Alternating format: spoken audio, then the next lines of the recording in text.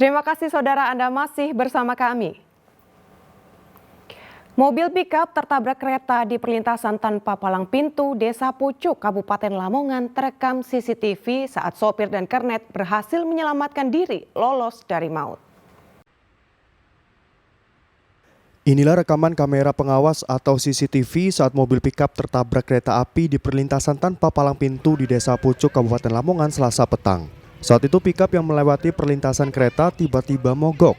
Sopir pickup Karmuji dan kernetnya Fuad yang mengetahui ada kereta sedang melaju kencang seketika bergegas keluar menyelamatkan diri. Sopir warga Bojonegoro dan kernetnya warga Pucuk Lamongan ini akhirnya lolos dari maut. Meski pickup yang dikendarai mereka hancur dihantam kereta dan terseret hingga 20 meter. Tiba-tiba ada mobil pickup yang melintas di rel, tiba-tiba mati mungkin mesinnya. Dan ada sepur lewat, akhirnya ketabrak. Cuma nggak ada korban jiwa. Cuma mobilnya rusak. Itu kereta api dari mana? Kereta api dari barat ke timur, Pak. Meski terjadi kecelakaan, kereta barang jurusan Jakarta-Surabaya tetap melanjutkan perjalanan. Sedangkan barang bukti pickup yang hancur dibawa oleh kepolisian. Sapariran Wijaya melaporkan dari Lamongan. Saudara, polisi meringkus sopir truk yang melaju ugal-ugalan di Jalan Raya Kabupaten Sumeneb. Dari hasil penyelidikan, pelaku membuat video yang membahayakan tersebut demi konten di media sosial. Selain diberi sanksi tilang, sopir truk juga dites urin. Sebuah truk melaju dengan kecepatan tinggi zigzag di Jalan Raya Nambakor, Kabupaten Sumeneb. Bahkan truk yang melaju ugal-ugalan ini nyaris menabrak kendaraan lain dari arah berlawanan. Tak lama video beredar, polisi dari Polres Sumeneb berhasil menangkap sang sopir atas nama Rifki Afrizal warga Pamekasan. Kepada polisi, pelaku mengaku melaju ugal-ugalan di jalan hanya demi membuat konten video. Biasanya membuat kontennya di daerah mana saja? Cuma di sini, cuma satu kali. Di jalan raya mana saja biasanya membuat konten? Cuma di sini di Nambakor. Di Nambakor ya. Mbak punya SIM ya? Punya SIM A. Oh SIM A, SIM truk gak punya? Gak punya SIM A. Selain disangsi tilang karena membahayakan pengendara lain, petugas juga melakukan tes urin untuk memastikan tidak dalam pengaruh narkoba atau minuman keras. Yang menyetir kendaraan truknya dengan ugal-ugalan, kita dari Polres Sumeneb melakukan penilangan kepada yang bersangkutan dan juga kita lakukan tes urin apakah dia pada saat mengendarai kendaraannya menggunakan obat-obat terlarang. Tetapi ini tadi dengan hasil dari hasil pengecekan dari Dokes Polres Sumeneb bahwa dinyatakan saudara Rifki negatif. Polisi mengimbau kepada masyarakat untuk bijak dalam membuat konten media sosial dan tertib berlalu lintas. Fatur Rosi melaporkan dari Sumeneb. Saudara, sopir kurang waspada saat jalur menurun, pickup hantam truk di pantai selatan Tulung Agung.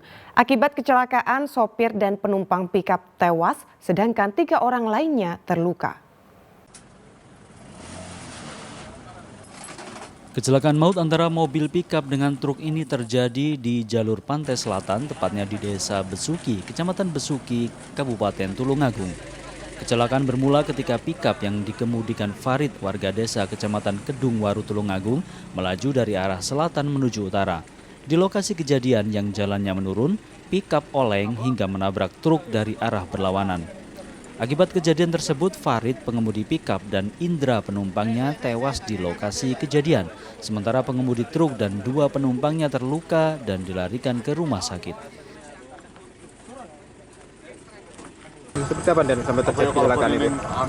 Ini dugaan diperkiraan sementara dari hasil yang kita info dari TKP, kiraan yang diduga adalah pengemudi Genmax itu oleng ke kanan. Itu aja. Jadi adu banteng itu Dan? Iya, adu banteng. Untuk korban Dan? Untuk hasil dari pantauan dari tenaga medis tadi yang ke sini itu meninggal 2 orang. Kedua jenazah korban kecelakaan maut tersebut dievakuasi ke Rumah Sakit Dr. Iska Tulung Agung sebelum dibawa ke rumah duka. Danus Sukendro melaporkan dari Tulung Agung. Saudara, meski sudah dimediasi, keluarga korban perundungan di sekolah dasar di Banyuwangi masih tidak terima. Nenek korban menangis histeris meminta pihak sekolah bertanggung jawab. Katanya, Papa, saya sakit sampai ingat ke almarhum papanya. Posisi anak ibu, anak bapak. Bagaimana rasanya? Untung nenek korban ini menangis histeris tak mampu menahan emosi usai mediasi di ruang kepala sekolah di SD Negeri Mojopanggung Rabu siang. Meski ibu kandung korban telah sepakat damai, namun beberapa anggota keluarga lainnya minta sekolah tetap bertanggung jawab. Mediasi antara keluarga korban dan keluarga pelaku dihadiri Dinas Pendidikan Kecamatan dan Polsek. Nggak terima cucu saya sampai injak perutnya, katanya, Papa, saya sakit sampai ingat ke almarhum papanya. Dikeroyok sampai gitu cucu saya, gimana saya nggak terima. Pengurus memastikan akan bertanggung jawab terhadap kondisi korban dan kelalaian guru yang meninggalkan murid saat jam pelajaran berlangsung. Untuk peristiwa itu terjadi pukul 9. Jam berapa, Bu? Pukul 9. Pas tidak ada pelajaran? Ada pelajaran, cuma kan di sini gurunya bukan. Jadi waktu itu biasanya guru olahraga yang mendampingi kalau ada kelas kosong. Ya kami cuma tetap harus bertanggung jawab dan lebih perketat lagi untuk anak-anak itu tetap kita jaga waktu kegiatan belajar mengajar di kelasnya.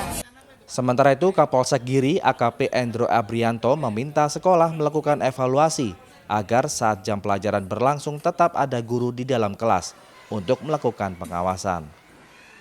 Anak-anak harus pengawasan ketat dari orang tua maupun dari pengajar-pengajar sekolah. Kemudian kami sudah ingatkan kembali, setiap dalam mengajar itu harus ada guru di dalam. Apabila kegiatan di luar yang sangat mendesak, itu harus diwakilkan sama guru staf yang lainnya supaya pemantauan anak-anak terkendali. Jangan sampai di dalam kelas itu tidak ada yang mendampingi anak-anak yang mengajar. Seperti diberitakan, video perundungan terhadap GL, siswa kelas 6 sekolah dasar viral di media sosial. Perundungan terjadi di dalam kelas SDN Mojopanggung, Kecamatan Giri, Selasa pagi. Tak hanya dibully, korban juga dipukuli teman-teman kelasnya hingga harus mendapat pengobatan di UKS. Kini, meski kondisi fisiknya berlangsung membaik, namun korban masih trauma untuk datang ke sekolah. Taufik Ferdiansah melaporkan dari Banyuwangi.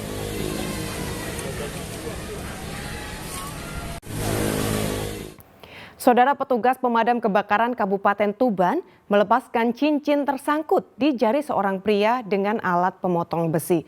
Pelepasan cincin berlangsung dramatis. Agus Daryono, warga desa Bulurjo, Kabupaten Tuban, meringis menahan sakit sambil memegang tangan kanannya. Pria 50 tahun ini mendatangi posko petugas pemadam kebakaran untuk meminta pertolongan. Agus terluka di jari telunjuk tangan kanan akibat terjepit cincin yang dipakainya bertahun-tahun.